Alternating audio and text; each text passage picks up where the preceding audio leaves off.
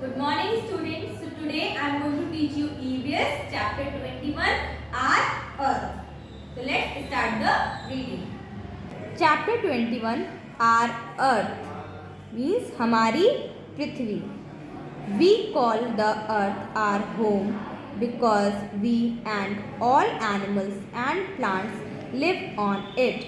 हम पृथ्वी को अपना घर इसलिए कहते हैं क्योंकि हम और सारे जानवर और पौधे इस पर रहते हैं. द अर्थ पृथ्वी. Some people have taken photograph of the earth from the moon. कुछ लोगों ने पृथ्वी की फ़ोटो चंद्रमा यानी चांद से मून से खींची है. One such photograph is given along side. और उसमें से एक फ़ोटो हमारे बगल में दी हुई है. ये अर्थ की फ़ोटोग्राफ है जो कि मून से ली गई है. Here the earth looks like a big ball. और यहाँ पर जो अर्थ है, जो पृथ्वी है, वो एक बड़े गेंद की तरह दिख रही है. So the shape of our earth is round. तो हमारे अर्थ का जो शेप है वो क्या है? राउंड है, यानी कि गोल है. Now globe. A model of the earth is called a globe. जो अर्थ पृथ्वी का जो मॉडल होता है उसको हम बोलते हैं globe. Our teacher uses the globe to explain about the earth. हमारे जो टीचर्स होते हैं वो ग्लोब का यूज़ करते हैं पृथ्वी के बारे में पढ़ाने के लिए. The surface of the earth has two parts, land and water. जो अर्थ का सरफेस, जो सतह है अर्थ की, जो सरफेस है वो दो भागों में बटा हुआ है, लैंड एंड वाटर. लैंड यानी कि भूमि और वाटर यानी कि जल, पानी. पृथ्वी है वो अधिकतर पानी से ही कवर है. Land covers only a small part of the अर्थ. और जो भूमि है वो हमारे पृथ्वी का एक बहुत ही छोटा सा हिस्सा ही कवर करके रखती है. The earth is surrounded by air. जो हमारी पृथ्वी है वो वायु यानी हवा से घिरी हुई है. Air covers the earth like a blanket. और जो वायु है, हवा है, वो हमारे पृथ्वी को एक ब्लैंकेट, एक कंबल की तरह घेर कर रखती है. This blanket of air is called atmosphere. और इसी वायु के जो ब्लैंकेट है, जो कंबल है, उसी को हम एटमॉस्फेयर कहते हैं. यानी कि जो हमारी पृथ्वी होती है उसके अगल बगल पूरी वायु होती है, एयर होती है, और उस पूरे को हम एटमॉस्फेयर कहते हैं, यानी कि वायुमंडल. Land, water and air are necessary for life.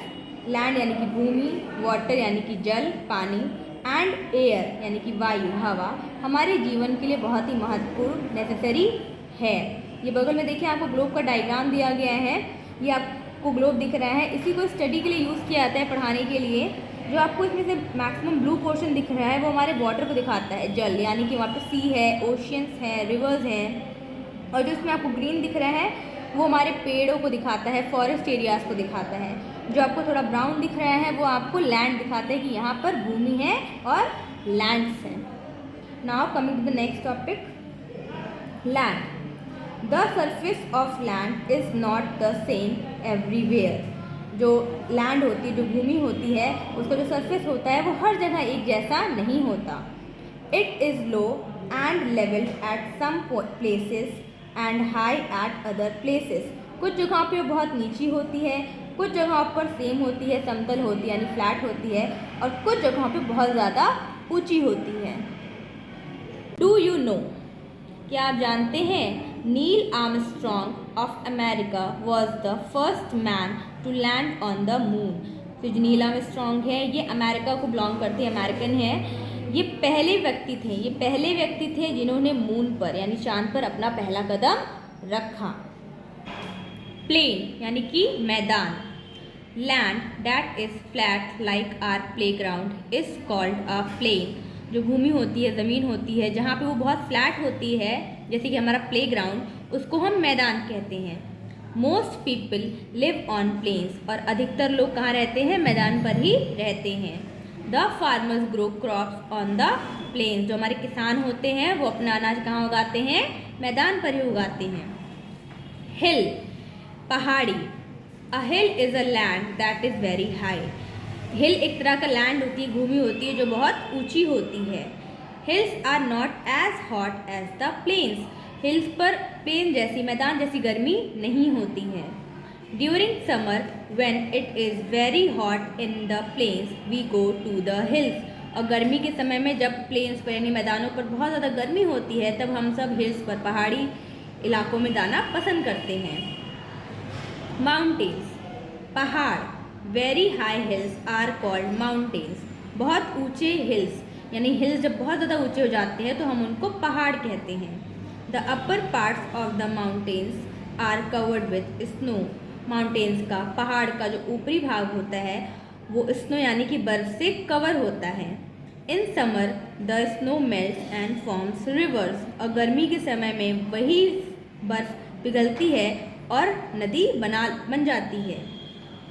Do you no mount Everest is the highest mountain peak in the world. क्या आपको पता है कि जो माउंट एवरेस्ट है वो दुनिया की सबसे ऊंची माउंटेन है, सबसे हाईएस्ट माउंटेन है। डेजर्ट, ये रेगिस्तान। Some parts of the earth are covered with sand. हमारी पृथ्वी का कुछ हिस्सा रेत से ढका हुआ है। These sandy lands are called deserts. और यही हिस्सा जो कि रेत से ढका हुआ है उन्हें हम डेजर्ट्स कहते हैं, रेगिस्तान कहते हैं। River, a big channel of flowing water is called a river. बहते हुए पानी का एक बड़ा चैनल, एक बड़ा एरिया को ही हम रिवर कहते हैं यानी नदी कहते हैं। We know that the snow on the mountains melts and forms rivers. जैसा कि हम लोगों ने जाना भी ऊपर कि यही जो बर्फ़ होती है जो माउंटेन्स पर होती है वो पिघलती है और वो क्या बना देती है, नदी बना देती है। तो देखिए फिगर्स आपको दी गई हैं। जैसे कि ये हिल है, ये थोड़ा सा आपके प्लेन से क्या होता है, थोड़ा सा ये ऊंचा होता है, इसे हम हिल्स बोलते हैं। जब यही हिल्स बहुत ज़्यादा ऊंची हो जाती है तो वो हमारे माउंटेन्स बन जाती हैं, पहाड़ बन जाती हैं। और वो देखिए वाइट रे आपका बर्फ़ से वो ढका रहता है। रेगिस्तान, हमारा जो डेजर्ट होता है वहाँ पे पूरी रेत होती है। जैसे राजस्थान वगैरह में आप जानते हैं रेगिस्तान होती है, वहाँ पर कैमल्स आपको दिखते हैं। नेक्स्ट है हमारा रिवर। रिवर यानी कि नदी, जो आपको पता है आपने कई जगह पे रिवर्स देखी हुई हैं। आपकी खुद की सिटी में भी एक रिवर है, that means river Saryu. Humans have brought many changes. Humans यानी मनुष्यों ने बहुत सारे बदलाव लाए हैं। टू द अर्थ, हमारी पृथ्वी पर, यानी कि मनुष्य ने बहुत सारे बदलाव हमारी पृथ्वी पर लाए हैं। They have for example built buildings, factories, roads, bridges and dams on the earth. उन्होंने बहुत सारी चीज़ें बनाई हैं, जैसे कि बिल्डिंग्स बना दी हैं, फैक्ट्रीज बना दिए हैं, रोड्स, ब्रिजेस यानी कि पुल बना दिए हैं, डैम्स यानी कि बांध बना दिए हैं, जिनकी वजह से उन्होंने बहुत सारे चेंजेस हमारी पृथ्वी पर लाए हैं। ये आपको फोटोज दिख रही है, देखिए बिल्डिंग्स बनी हैं, फैक्ट्रीज बनी हैं, रोड्स हैं। तो ये सब हमारे क्या है, हमारे रिवर, जो हमारी हिल्स होती हैं, जो हमारे माउंटेन, जो हमारी ट्रीज़ होती हैं, उनको काट कर, फॉरेस्ट को हटाकर ये सारी चीज़ें बनाई जाती हैं। ये डैम्स हैं, ब्रिजेस हैं, तो ये हमारे जो नेचुरल, जो हमारा रिवर था, ये रिवर्स के ऊपर बना है। तो ये सारी जो चेंजेस हैं वो हमारे एनवायरनमेंट में ला रहे हैं। Humans are also responsible for putting harmful things in air, water and land. तो जो मनुष्य हैं, जो हम लोग हैं, ह्यूमन्स ही रिस्पॉन्सिबल हैं, जो बहुत ज़्यादा हानिकारक चीज़ें हमारी एयर, वाटर और लैंड में मिक्स हो रही हैं, उसके लिए कौन रिस्पॉन्सिबल है, ह्यूमन्स यानी कि मनुष्य, इंसान ही उसके लिए जिम्मेदार है। In this way they are making the earth dirty. और इन सब चीज़ों की वजह से हमारी जो पृथ्वी है वो गंदी हो रही है। The earth is our home. जो पृथ्वी है वो हमारा घर है। We must keep our earth green and beautiful. हमको अपनी जो पृथ्वी है उसको हरा रखना है और खूबसूरत रखना है। हरा रखने का मतलब हमें पेड़ पौधे लगाने हैं और ज़्यादा पेड़ों को काटना नहीं है। We must take care of it. और हमें ही अपनी पृथ्वी का ध्यान रखना है। Do you know we celebrate the world earth day on April 22 every year. आपको पता है कि हम लोग हर साल 22 अप्रैल को वर्ल्ड अर्थ डे सेलिब्रेट करते हैं, सिर्फ इस चीज़ को याद रखने के लिए कि अर्थ हमारा घर है और हमारी ही रिस्पॉन्सिबिलिटी बनती है उसको सेफ रखने का और उसको प्रोटेक्ट करने की। So students, I hope you have understood the chapter. PDF will be provided to you. So do the exercises in book, in neat and clean handwriting, and send it to your respective teachers' WhatsApp number. That's all for today. Thank you.